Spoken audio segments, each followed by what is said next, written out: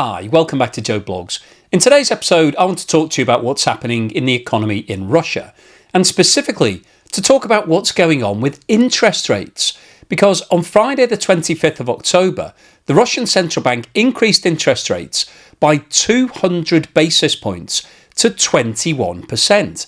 And that means that Russia now has its highest rate of interest for more than 20 years, since 2003.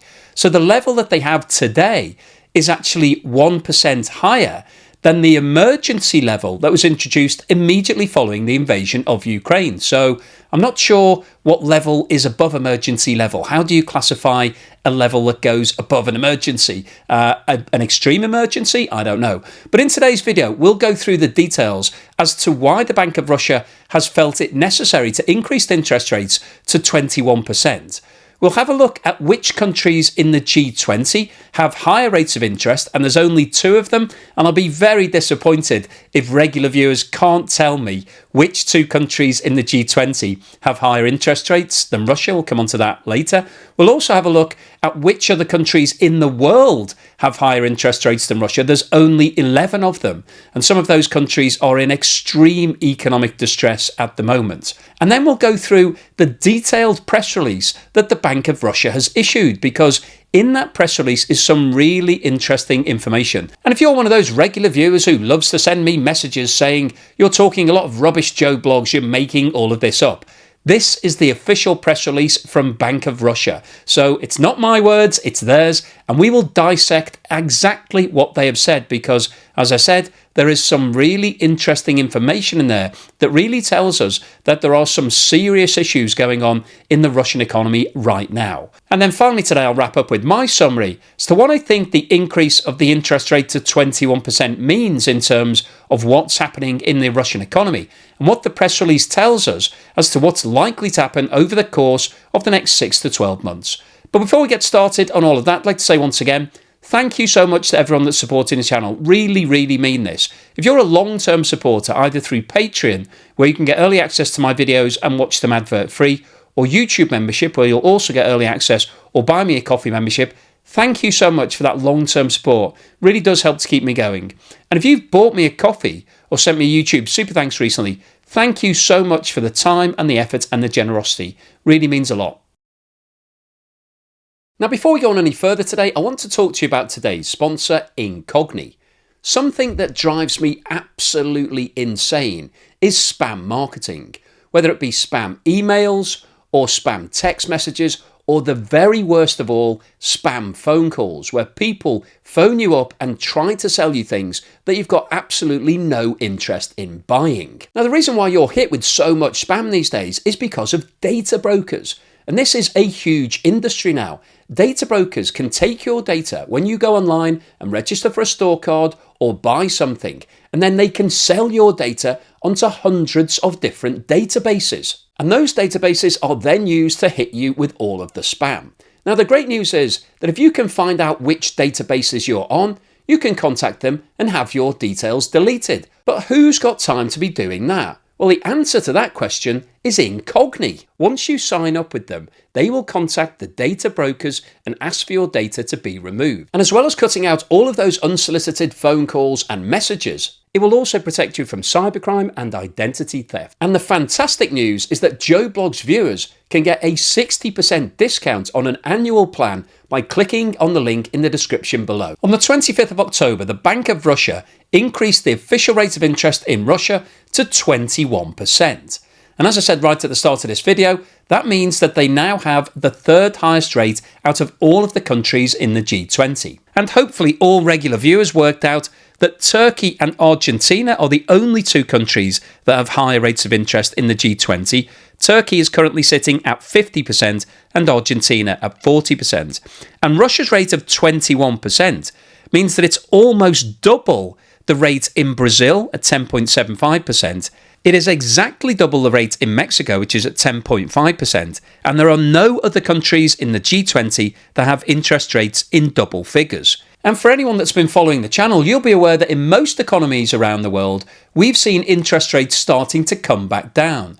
We saw interest rates peak around 6 months ago, and since that time, inflation has started to come back down in most economies, and so interest rates are now being cooled. However, the opposite is happening in Russia. This chart shows the movement in the official rate of interest in Russia over the past 3 years, and as I mentioned at the start of today's video, immediately following the invasion of Ukraine, the Bank of Russia increased the official rate of interest to 20%, and at that time they said that was an emergency rate that was introduced in the short term to try to keep prices under control. And as you can see, within 6 weeks the rate was reduced to 17%, 3 weeks later it was reduced to 14%, 4 weeks after that it was reduced to 11%, and 2 weeks later it came down to 9.5%, which was actually the rate that it was sitting at before the invasion started. And by September 2022, the official rate of interest was down to 7.5%, which was actually the lowest rate that had been seen in Russia since November 2021. However, the right-hand side of this chart shows that since July 2023,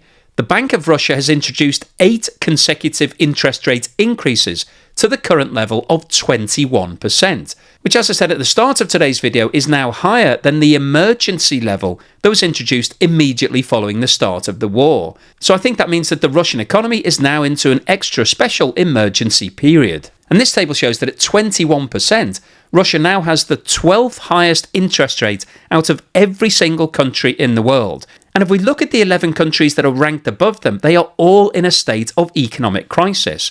Venezuela has been under severe economic sanctions ever since the disputed presidential election back in 2018, and its official interest rate is over 59%.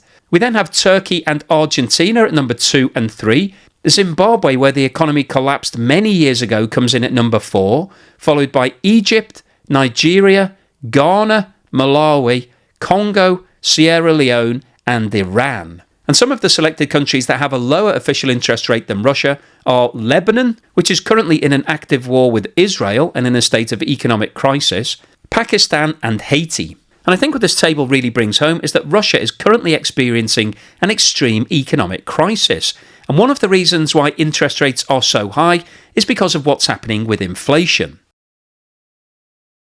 This chart shows the movement in the official rate of inflation in Russia over the past 12 months. And what this shows is that in September 2023, the official rate of inflation was 6%, which was 2% higher than the Bank of Russia's target rate of 4%.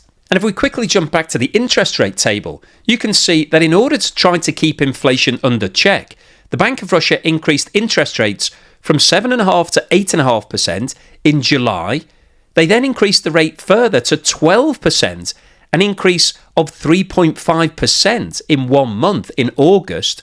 Interest rates were then increased to 13% on the 15th of September, and on the 27th of October, they were increased to 15%. So in the 3 months between July and October 2023, interest rates doubled from 7.5% to 15%. So the Bank of Russia was taking very aggressive action to try to keep inflation under control. However, as you can see from this chart, the increase in the official rate of interest didn't have the desired effect, and inflation increased to 7.5% in November. And as a direct result of that increase, the Bank of Russia increased interest rates to 16% on the 15th of December 2023. Between December 23 and April 24, inflation stabilised in Russia, but remained above 7.5%, almost double the target rate of 4%. However, in May 24, it increased to 8.3% and then increased further to 8.6% in June. Now, as a result of that, the Bank of Russia increased interest rates by a further 2% to 18% on the 26th of July. However, despite the increase in rate of interest, inflation increased to 9.1% in July and remained at that level in August. On the 13th of September, the Bank of Russia increased interest rates further to 19%.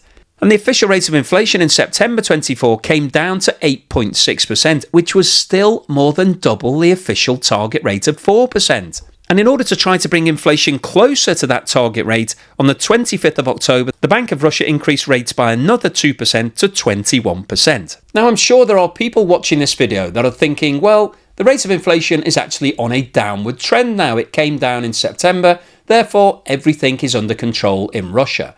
But the fact that the Bank of Russia has felt it necessary to increase interest rates by a further 200 basis points to 21% tells us that there are severe problems right now. And one of the most interesting things about the recent announcements is the official press release published by the Bank of Russia. On the 25th of October, the Bank of Russia published this press release, and if you'd like to check it out for yourself, please type in cbr.ru/ENG, if you want to read it in English, /key PR. What this press release says is that on the 25th of October 2024, the Bank of Russia Board of Directors decided to increase the key rate by 200 basis points to 21% per annum. Inflation is running considerably above the Bank of Russia's July forecast, and inflation expectations continue to increase. Growth in domestic demand is significantly outstripping the capabilities to expand the supply of goods and services. Additional fiscal spending and the related expansion of the federal budget deficit in 2024 have pro-inflationary effects. Further tightening of monetary policy is required to ensure the return of inflation to the target and reduce inflation expectations. The Bank of Russia holds open the prospect of increasing the key rate at its upcoming meeting. According to the Bank of Russia's forecast, given the monetary policy stance, annual inflation will decline to 4.5 to 5% in 2025, 4% in 2026, and stay at the target further on. Now, I think what's interesting about that part of the statement is the fact that Russia has admitted that the growth in domestic demand is outstripping its production capabilities. Now, we've talked about this a lot on the channel, but a lot of the production that's happening in Russia right now is being targeted towards the war in Ukraine, the so-called war economy, where a lot of Russian businesses are being sponsored to make things that they need for the war effort. And that's not helping in terms of inflation, because the consumers in Russia are being paid more because of what's happening with regards to the shortages of staff. But if they can't produce all of the goods that Russian people want to buy, then they'll need to import them. And the problem with that is that Russia is still facing a whole host of sanctions. And so imported goods are still trading at a premium. There are not enough imported goods to satisfy all of the demand. Russia can't produce enough to make up the difference, and so prices are rising. And this is obviously a major problem from Russia's point of view, and something that's going to be difficult to fix. Just by increasing interest rates, it won't fix the fact that demand is outstripping supply. The press release goes on to say that in September, the currently seasonally adjusted price growth rose to 9.8% in annual terms from 7.5% in August. The similar indicator of core inflation increased to 9.1% from 7.7%. Inflationary pressures, including underlying ones, were close to the maximum values since the beginning of the year.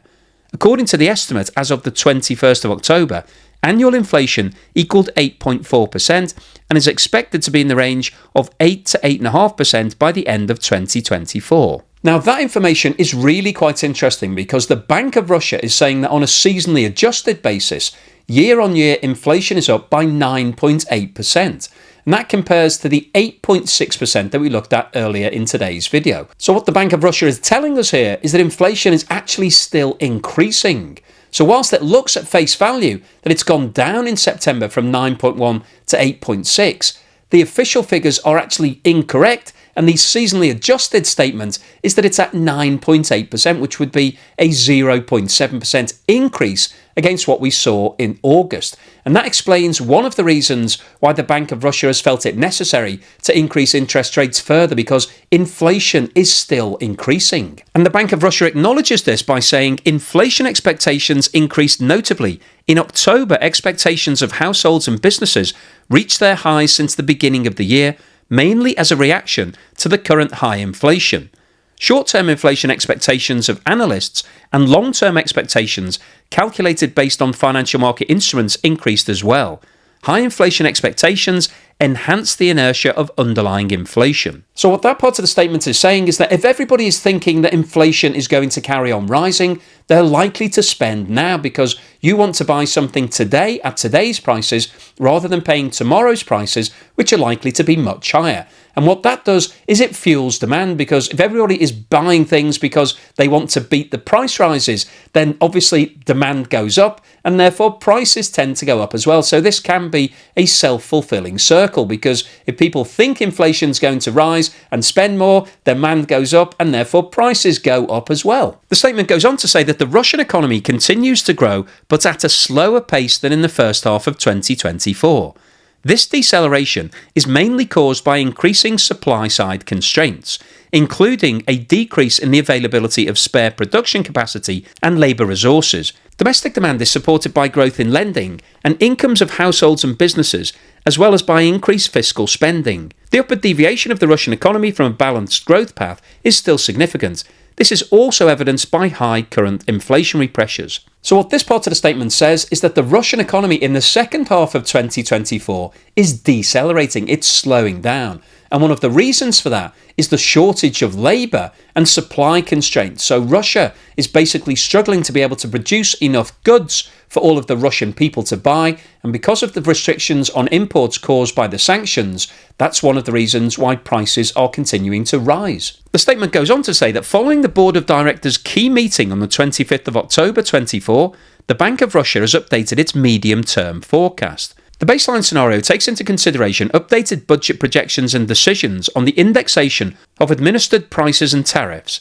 Given the above, as well as higher current inflation pressures and rising inflation expectations, the Bank of Russia increased its inflation forecast for 2024 and 2025. A return of inflation to the target and its stabilisation close to 4% will require a much higher medium-term key rate path than forecast in July. Over the medium-term horizon, the balance of inflation risks is still significantly tilted to the upside.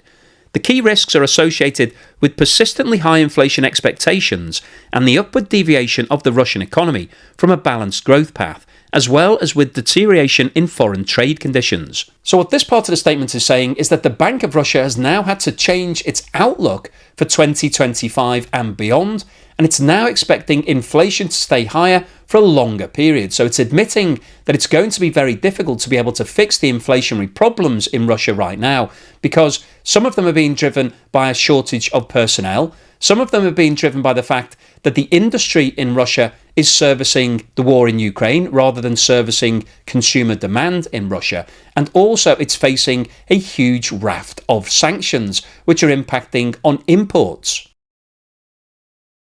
And this table included in the Bank of Russia press release shows the revised forecast put together by the Bank of Russia. And as you can see, the latest forecast for inflation for the end of 2024 is between 8 and 8.5%, which is more than double the target rate of 4%. The estimate for the end of 2025 is between 4.5 to 5%, which is still above its target level. And then the Bank of Russia is expecting inflation to come back in line with its target in 2026 and 2027. And if we now look at the projected average interest rate in each of those years, you can see the average rate for 2024 is expected to be 17.5%. In 2025, the average is expected to be between 17 and 20%. The average rate in 2026 is forecast to be between 12 and 13%. And in 2027, the average rate is forecast to be between 7.5 to 8%. And that tells us that there are serious issues expected to be continuing in the Russian economy for the next few years. So what's the summary and conclusion today?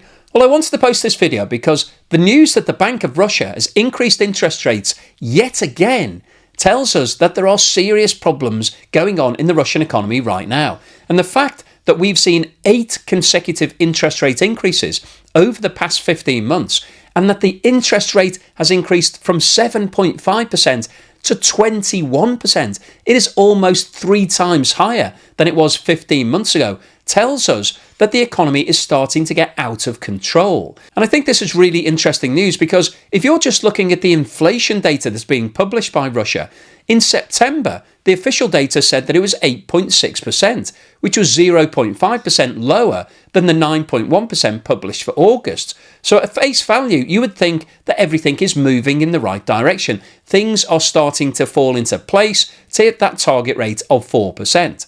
However, as we saw from the Bank of Russia press release, The seasonally adjusted number for September was 9.8%, which is 0.7% higher than it was for August. And the reason why the Bank of Russia has introduced this 200 basis point increase, which is a really big increase, is because inflation is continuing to rise. And the current interest rate in Russia is now the highest that it's been since 2003 for 21 years. So it's higher than it was at the start of the war when the Bank of Russia introduced what it called an emergency rate. So the 21% is above the emergency rate, and from the press release, the Bank of Russia have reserved the right to increase it further. So realistically, we could see interest rates hitting 23 or 25% in Russia before the end of 2024. And as we saw from the data tables earlier, it's already sitting at number 12 in the world, and the countries that are ranked above it are in a complete state of economic crisis. So anybody that's watching this video who thinks that the Russian economy is still doing really well, everything's under control, in fact, it's one of the strongest economies in the world, the press release published by the Bank of Russia certainly doesn't back up that argument.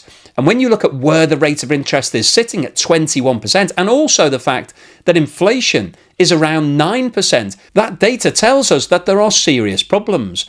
And in that press release, the Bank of Russia have admitted that these problems aren't going away anytime soon. And when you take a step back and think about the fundamentals as to what's happening in Russia right now, one of the reasons why inflation is so high is because the sanctions have severely limited the amount of imports that Russia are able to access. So they've got a shortage in supply and excess demand, so that's pushing up prices. We've also got problems with regards to the war economy because a lot of companies have been commandeered to produce things for the war in Ukraine, and as a result of that, the amount of goods being produced for domestic consumption has gone down. So there's a shortage of goods right now, and also there's a shortage of labour. Unemployment levels are at an all-time low in Russia, which you might think is a good thing, but actually from Russia's perspective is a bad thing because they literally don't have enough people to fill all of the jobs. So they can't increase their output to meet all of that excess demand to bring prices back down. So increasing the rate of interest is really the only thing that's available to the Bank of Russia to try to fight inflation. But I don't think it's going to be effective because some of the fundamental factors that are driving up inflation are not driven by what's happening with interest rates. They're being driven by things like the sanctions and the lack of people. So the overall summary of today's video is that the latest increase in interest rates by the Bank of Russia tells us that there are serious problems happening right now in the Russian economy. Those problems are going to be very difficult to fix, and the Bank of Russia has admitted that inflation is likely to remain at significantly higher levels than its target level, so the Russian economy is likely to be struggling for at least that time. It's drawing down further on its reserves, and at some point, if this situation continues, Russia realistically could run out of reserves, and that would obviously represent an absolute disaster from Russia's point of view. So hopefully you've enjoyed today's video, you found it useful, informative and thought-provoking. If you've liked what I've said, then please give me a thumbs up. Thank you for watching this video all the way through to the end, and here's something to put a smile on your face.